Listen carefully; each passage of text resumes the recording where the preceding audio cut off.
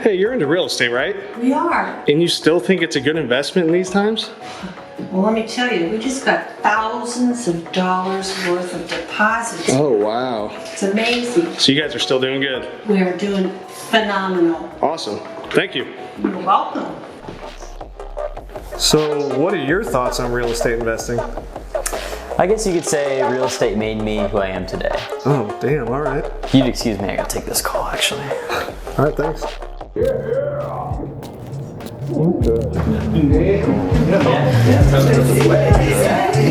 Oh, let me guess. You guys invest in real estate too? No, crypto. Yeah, right!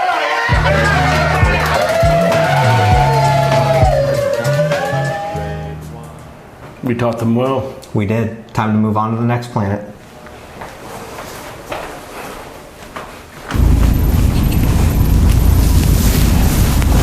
Off we go.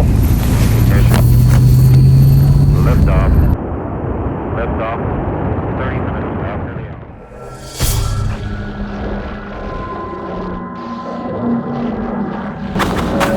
I don't think they understand real estate. I know. That escalated really quickly. Nothing like Earthlings.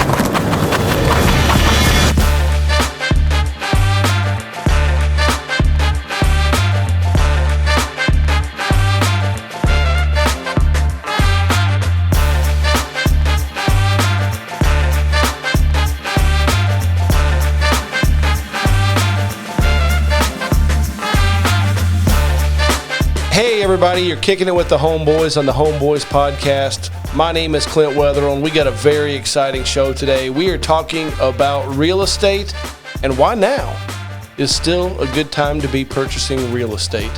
As always, I'm here with my partner in crime, Mr. Scott Adams. What is up? I'm living that dream. May here in Indianapolis specifically, is a wonderful, wonderful time to be alive. It's a great time to be driving a 1990 Jeep with no doors on it and just rocking out. I just living the dream. You just rolled up. I guess it was yesterday. I climbed up in it. Yeah. And man, you're living clean, man. It's pretty. I also like the fact, I'm just a tiny smidge over 6 foot, and it takes everything I get to climb up into it. I'm picturing your wife and your kids at home, just like pulling out a step ladder. And we need a step ladder to get them in. They won't ride in it anymore. It doesn't have air conditioning. It's loud. I love driving it, but when the family's there, I pull out the luxury cars. But for that Jeep, as you know, I would prefer to drive nothing else but a 1990 Jeep with 200,000 miles on it that barely runs, but I love it. Well, like you said, May in Indianapolis is, some of the best weather that we have all year.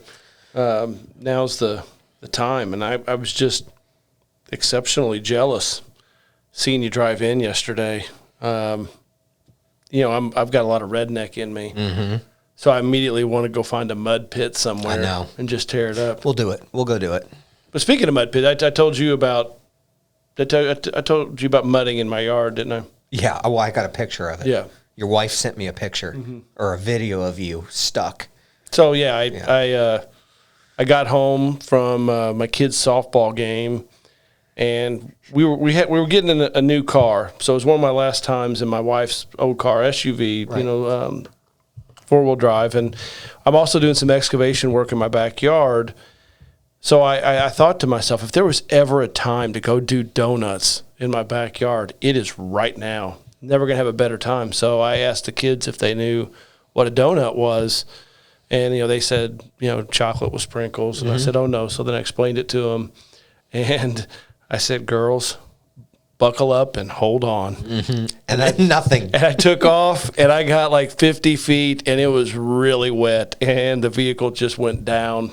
And it was a really great idea that went south really fast. So I need your Jeep in my backyard before I plant grass seed. So I got to do that. But anyhow, this is an exciting topic today. Yep. I talk about the elevator ride all the time, as do you, that we've seen in real estate.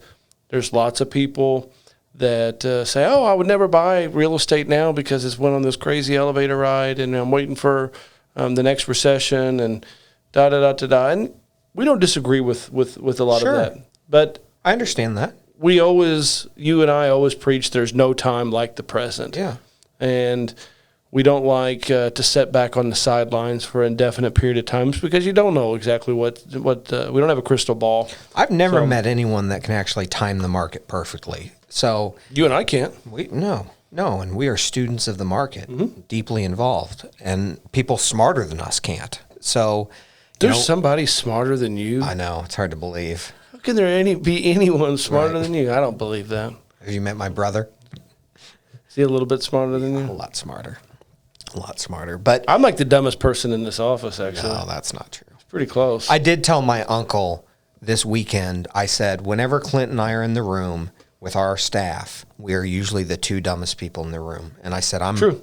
I genuinely mean that. I'm not trying to be humble about it. We're very lucky though, because we have the greatest people or experts in their fields. Well, we both were good at jumping into the deep end, which is a lot about what we're talking about today. Right. You know, you jump into the deep end and, you fight your way out. You know, a lot of people say, oh, well, you surround yourself, with the best people and you'll succeed. I think that's horse crap. I really don't. I don't, because like me and all my buddies, we're a bunch of degenerate idiots. And you know what? All of us actually ended up becoming successful despite of our own idiocy. But we do have a lot of smart people here in the office. But I think what it separates us from a lot of people is, I'll just say it, we both have a set of brass balls. Yeah. And I'm not trying to brag or anything, but Right. you could say that about yourself. And We're not scared to dive in and learn something by trying it, and that's really, and which is a great point with real estate for folks. This is almost a pro tip, which is just about every pro I know who's in real estate regrets more the properties they didn't do than any property they've done, even the properties that have gone wrong. Because you gain so much knowledge, so much experience, you gain so much even from the real estate that you are involved in that doesn't go right. Now, don't get me wrong, a house could fall off an avalanche and bring you down with it. There's some bad stuff that can happen, but generally speaking, I regret more not doing different real estate deals than I do even the ones that went It's funny wrong. that you say that because in 2021, we had a couple, and we don't hit many grand slams or home runs. But we had a couple. Right. And we had a couple larger development deals that were very fruitful, and we don't say crap about them like Right. ever. But right before we came on air, I was talking about Gatlinburg because I'm going to Gatlinburg, and you and I were both ready to kick the wall and say a bunch of four-letter words because we talked about getting into Gatlinburg like 5 years ago and getting a few rental properties or Airbnbs, Yep. and we talked ourselves out of it, and now those property values have doubled, if not some of the ones we looked at have tripled. And so people understand too, I'm not as upset about missing out on the appreciation. That would have been great. That's the cherry on top. I'm mad that it no longer works to purchase it as for cash flow. So most people would say, well, you missed out on making $200,000 in appreciation. Yeah, that's fine. I hate that I missed that. The thing that makes us the maddest is now the numbers don't work anymore, so we can't buy there. So that party is over. It's over. We're not saying just do it Right. in the vacation town of Gatlinburg. Right. We happen to know that area both very well because Right. you've got a family you've taken there. I've got family that we go there quite a bit. That it is over. You're Right. looking for an event before it's time to get back in. Right. But that's not what we're talking about today. Okay, so the common reasons. I'm going to go real quickly through the three most common reasons, just because they're common reasons. You probably know. If you want more info, we break some of this down in past episodes. But real estate's a hedge against inflation. It pays dividends. And then last, it has great tax benefits. Now, we're not tax consultants. We understand the cash flow of all of this. If you need more info on those things, there's a lot of great resources online too that can break those things down for you. So I got an F in A201 at IU my first time. you did? Flunked it. Yeah. Accounting. It was more because I 201. didn't show up to class. Yeah. But I actually take a lot of pride in how, like, as for someone that is not a certified accountant, I feel like I'm just as good as anybody that's. I got an A, and if you put financials in front of both of us, balance sheet, a set of financials, he could read it faster and better than I could. So grades aren't everything. They're not. But Well, as let's you said, move on to the insider reasons.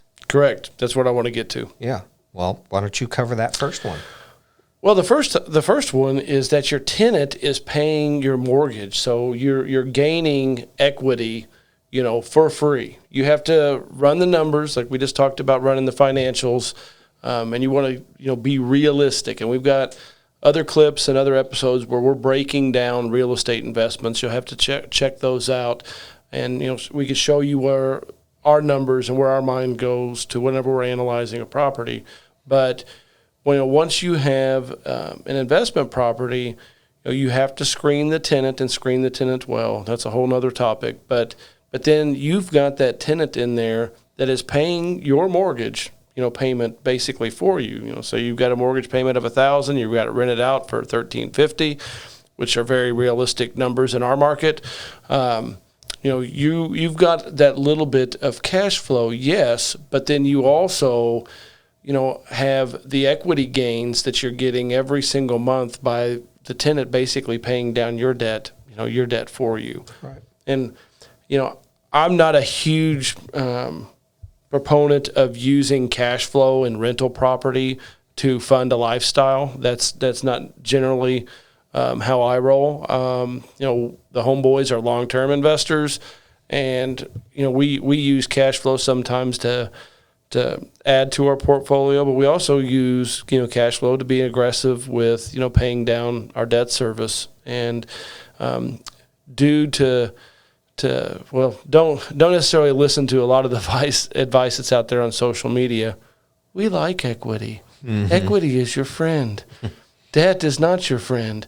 Everyone thinks that just equity leveraging good, debt bad. Correct. Everyone thinks that put refi till you die, put as much debt on all of your assets as possible. Well, if there's a storm, that could end really, really bad for a person. So it's not if, it's when there's a storm. Correct. Markets go up and down. They aren't a straight line up. But the other question, the other kind of insider reason that folks who have been in investment real estate for a long time already know, which is even though interest rates have gone up over the last few months, over this year period, they are still historically low and cash flow numbers still work. So just because the market has ticked up a few notches as far as interest rates, it doesn't mean that the cash flow numbers don't work anymore. They still can work if you're real specific on the types of properties you invest in. And it's still historically an amazing time to invest in cash flowing assets. I think it's a cool topic because I say it here in the office, all the time, and not just with regard to real estate, but with life in general, is the windshield is a heck of a lot bigger than the rearview mirror. Yeah. And I think this is a topic where that plays into, pretty significantly. There's a lot of people say, oh man, wish I got in whenever it was at 2% or 3% or, even 4%. I really, really advise against having that mentality. It's a crappy way of thinking for an investor. And, if you look back on that, then I think you're just going to be beating yourself up. I mean, I remember when you could buy, Bitcoin, for $100, or, when you could, bought Ford stock at 99 cents, right. Tesla at $10. Looking backwards is a really, really crappy rabbit hole to start going down. And, run your numbers. The interest rates, they are what they are. Right. Quit looking backwards and saying, oh, I only got in at this. Whenever our parents were entering into real estate, they had interest rates of 17, 18, 19%. I tell this story all the time. My dad's VA loan, which was the greatest rates you could get at the time, his first mortgage was 18%. Mm-hmm. That was the best rates available. But Clint is right. Just analyze a property based on what the current rates are. If the numbers work and they fit what your goals are, then it works. Don't cry that it's no longer 4%. Just look at the numbers how they are now. That's how we analyze. That's how we succeed. That's how we keep going through every market. Interest rates are going to change over time. They're going to go up. They're going to go down. Values on properties go up and down. There's pullbacks. There's high rates of appreciation. A lot of that is background noise to folks like us. To true professional investors, that stuff is almost background noise. We analyze every property based on the cash flow, and then we purchase and borrow very conservatively in order to make these things work, and we look at it through a long-term lens. I want to stay on the interest rates again because, it's a big part of the financial discussion in our country. The Fed, are they not going to? If anything, I could make a case why 2% interest rate was bad for real estate investors. Oh, you absolutely can. And what I mean by that is, let's just say, for numbers' sake, we got listeners and clients all across the country, and let's go into a slightly more expensive market than ours, and let's just say you have a $500,000 house. Okay, so $500,000 house, 2%. Interest, you're looking at $10,000 a year. Tell me if I screw up any of the math. I can't do it. Any of the math here. But say then it goes from 2% to 5%. Now all of a sudden that $10,000 is $25,000 a year. A difference in $15,000 of interest, a year. That's going to make a lot of homeowners exit or press pause on their buying needs. What 2% has done for a lot of real estate investors is, how the heck can I compete as a real estate investor when you've got all these owner occupants that are looking to enter into the market because they got a 2%, interest rate, on a 15-year mortgage. I mean, that's a battle. If as a real estate investor versus an owner occupant, you get into that battle, you're going to lose 98 times out of 100. Yep. And it's created a world of its. I mean, we used to do 15 homes a month. Every month we would buy 15 existing homes and fix them up, re-rent them out, sell some to some customers. We're at 5. Yeah. Now we went down 66% from what we used to do because there's nothing out there. We can't compete with these owner occupants. Right. So I think interest rates. We could have 4 different podcast episodes on just interest rates alone. But real estate investors looking backwards, saying, "Well, I should have got in the market whenever." I could have saved 3% on interest. You would have been paying double for the house when that's. So the summary is, houses are more expensive when rates are at 2. So either way, you're paying for it. It can wash itself to even pretty much. A rate that is in balance with the market is higher than what these have been lately. So in some ways, looking at these latest rates, I don't care. I don't care what the rates do in a lot of ways. I analyze properties based on the reality of that day and what the cost of money is. If the numbers work, I'm a long-term investor. You should be too, and you analyze it and move forward.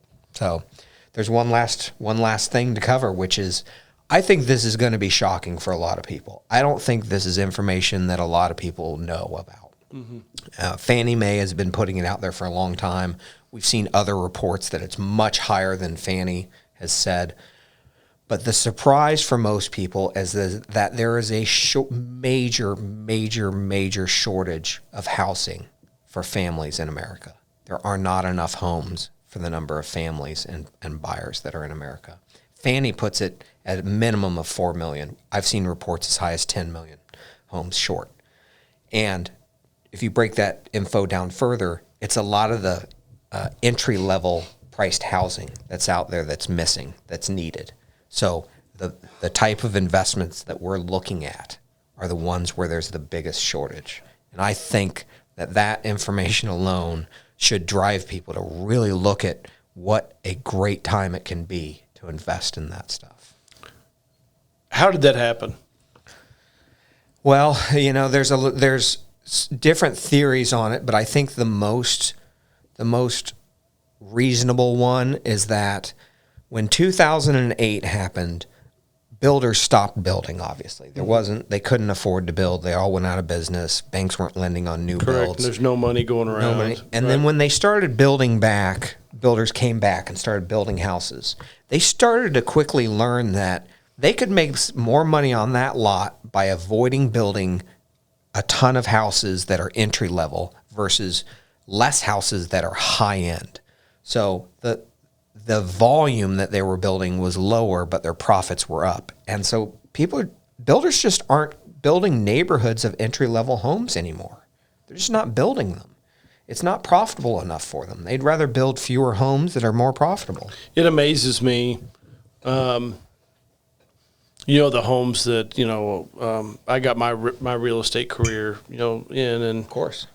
I mean, I guess I'm a little bit older now. I don't feel like it, but it doesn't feel like it was that long ago. I was buying 2, 3, 4, 5, 6-year-old homes because there was a lot of building going on whenever I first got started into real estate. But here, you could build a brand new home for $130. Yep. Even less. If you had 1,000 square foot, 3 1.5 ranch that were available, you Especially could if get CP Morgan was your builder. That's correct.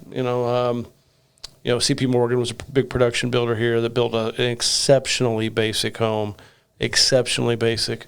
I'm not dogging it. I mean, I bought a lot of them, dozens. I think they're fine. I think that people give them a bad rap for no reason. They're just entry level homes. I think it was the sales techniques. Was it? Well, they they kind of skated over the taxes. Yeah, and that's payment. yeah. But anyhow, you think of that. $125,000, $130,000. Even a little bit upgraded. House $150,000. Couldn't dream of that today. Now there's nothing under $300,000. They're not building those little houses. In theory, they could build them for around, even with all the appreciation, around $200,000, and you could easily, they could make money on building $200,000 entry level homes. They're not going to do it. Right. They're just not going to build entry level homes. So, I think it's interesting. To dive into this surprise, 4 million, housing shortage. You've read all the articles. You've told me about them. Right. That's kind of how it works within the walls of our office. But there's this whole shift that we've seen in the marketplace. It's really fascinating to pay attention to, that the rental properties are like, we have nothing available. Right. And we manage a lot of houses, and everything is gone, nothing available. And one of the things I've never let go within the walls of our office is I still kind of oversee our approvals department. I didn't even know that. You didn't even know that. I didn't know you were still looking at all those. With applicants. I don't know. It's something that I feel like I'm really good at, and there's so few now. Like, I mean, it's literally, we have 1,000, doors under management, and it may be 10 minutes a week, maybe. It's crazy. But what is very fascinating, and I've got a reason to this point, is that the credit scores have skyrocketed. Like, not just a little bit. They have skyrocketed. So enter my career, in 02 out of college. And ever since then, I've watched credit scores go down historically. But then within the last year, I mean, our average applicant score has went through the roof. Reason being, you have lots of people homeowners that have said, all right, we're at the top of the market. I can make a lot of money on selling my house. I'm going to sell my house and rent until and I'm going to rent until another opportunity comes along. There's a second reason, which is there are less opportunities for highly qualified, high earners to buy single family homes for them to live in, especially if they're in that entry level. So you've got a couple that's out of college, they're 4 years into their careers, they both have 750 credit scores, and there's no houses within their budget that they can buy. Right. And so instead, these quality people are renting. Neighborhoods used to do rental restrictions in them, and I just had this long conversation with someone in our neighborhood who wanted one. And I don't really care. Dumbest thing ever. I think it's stupid, but I don't really care. I mean, I think it's dumb. But I started really looking at the data last night on this. And historically, if you had a rental restriction in your neighborhood, you protected home values because it didn't turn into a rental neighborhood and just go downhill. It's true. Historically, it did protect them. That's shifted. Mm-hmm. There's all these reports now that are saying that if you have a rental restriction, your home, those neighborhoods with rental restrictions are worth less than the neighborhood that doesn't have a rental restriction. And my understanding of what I was reading last night is that a lot of people who buy houses now, they understand that turning that house into a rental when they move is worth a lot. And so they want that option. And the other reason is because you're limiting the types of buyers that you can get in. There's a lot of people who want to buy properties as rentals. I think it's shocking how much of the market isn't individual owner occupants that are out there shopping. It's Do you know like people want to like turn it into an Airbnb? Yeah, or just all people that that stuff. are wanting to buy a rental property. Buy a rental, and, all of that. That's a big section of the market now. 'Cause I'm thinking about like your neighborhood. I mean, People are still buying those to turn into rentals, primary of Carmel, which is Indiana. shocking because the numbers aren't great in those neighborhoods. No, never. But real estate's popular right now. It's interesting. Yeah. My biggest point to why real estate now is there's still a huge demand for good quality rental properties. So however you get into it, whether you buy something substantially distressed, which we've done and seen it all. However you're able to get in, with maybe a little bit of equity, or sometimes not even any equity, if the numbers still work. You've got to be really cautious, on the numbers. There are still opportunities, out there. We just picked up 6 rentals for ourselves down in southern Indiana that we believe in. We could have flipped them and sold them, immediately, but we decided, hey, you know what? This is a great long-term hold. Right. Let's keep this, Yeah. for long term but we're buyers in this market. We're not. We're putting our money where our mouth is on this stuff. Buyers, We are builders, buyers. We are always buyers. There's never been a time in any market where we are not buyers. If a property makes sense and the numbers work and the cash flow is there that we're looking for, we do it. Simple as that. And you should too. Yeah, we are conservative and we're long term. Always have the long term focus, in mind. And we're realists too. We understand that there's going to be pullbacks and increases in values. We don't plan on appreciation. Appreciation can always be the cherry on top, but we don't even factor that in when buying a property. Yeah, well, we tell customers we don't sell on appreciation, but historically, if you look back on what has transpired and what you believe will still be going on in the future, you'll be pleasantly surprised. Right. I'm helping, one of our clients exit, the market because he's got a few other opportunities that he's getting into. He's a long-term guy. Yeah. But you look at his appreciation. He bought in 2009, with us. It was pretty remarkable. Yeah. What 2009 to today, and I mean it feels like he started being a client just a couple of years ago. Yeah. I know this client well because he's from California. It just so happened that both of his kids went to school at Indiana University, and I've tailgated with him at a football game, Right. and stuff. And it's amazing to see, the appreciation. So it is a real thing. Mm-hmm. But anyhow, we're kind of getting to the end of our time. I could really talk about this, for a very long time because I do not believe in just sitting on the sidelines and ever just doing nothing. You got anything else to add? You're a very wise man. No, I mean, I think people know a lot of these reasons at their core, and then it always comes back to the same thing to me, which is just do it. Just go out and do it. I don't care how you do it. Go find a turnkey provider that'll do it all for you. Go do it yourself. Take some risks. Just don't over leverage whenever you're doing any of this, but find a way to do it. There's ways to do it if you put hard work in there. There's hard money lenders that could help you get started. There's a million ways you can do this. You can get into this. You can make it happen. And if you're already in the real estate market and interest rates have scared you and you're thinking, okay, I'm going to wait until all this calms down. Interest rates are up. Property values are really high.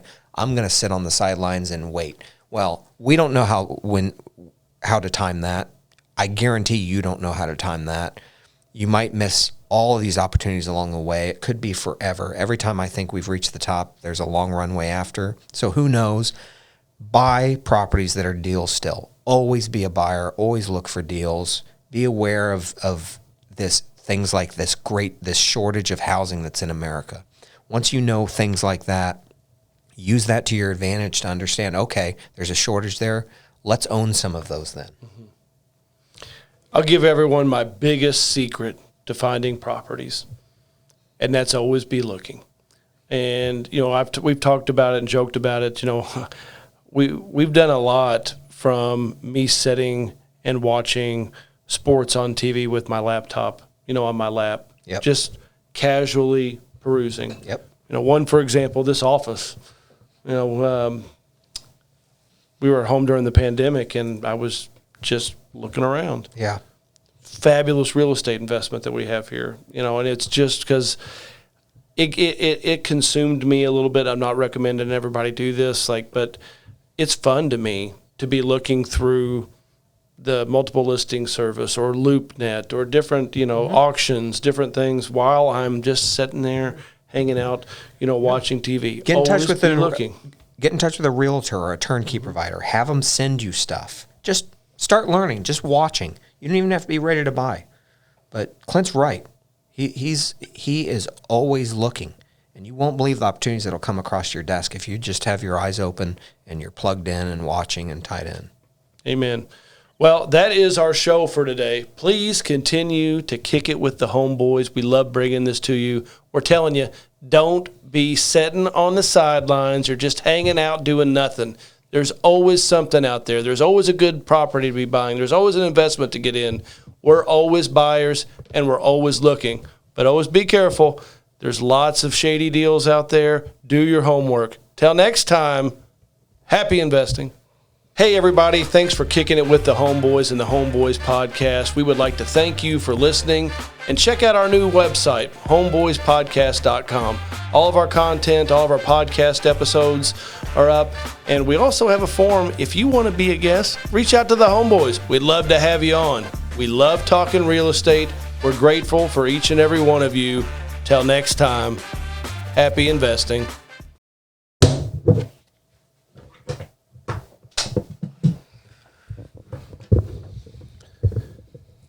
Hey, everybody, you're kicking it with the...